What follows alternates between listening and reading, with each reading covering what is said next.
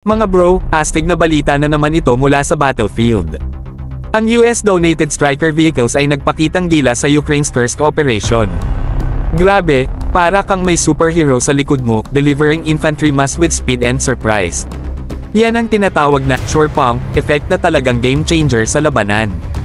Ang malupit pa, mga bro, may thermal sensors pa itong mga Stryker. Ibig sabihin, kahit di ka pa nakikita ng kalaban, kita mo na sila. Hindi ba ang lupit? Imagine na lang, ang mga Ukrainian commanders, parang may mata sa dilim, outmaneuvering the Russian forces with ease. Sana all, di ba? Isipin nyo na lang kung ang Philippine Army ay may ganitong klaseng mga kagamitan. Hindi na basta-basta matutunugan ng kalaban ang galaw natin. Speed, stealth, at surprise, solid na combo, mga bro. Siguradong mas gaganda ang depensa natin sa ganitong klaseng technology. Kaya, mga bro, let's keep our fingers crossed na balang araw, makarating din sa atin ang ganitong klaseng modernization. Hindi lang tayo basta mag-aasa sa tiyaga at tapang, kailangan din ng cutting-edge tech para siguradong lamang tayo sa laban. Kung meron tayong mga Stryker, ibang usapan na yan.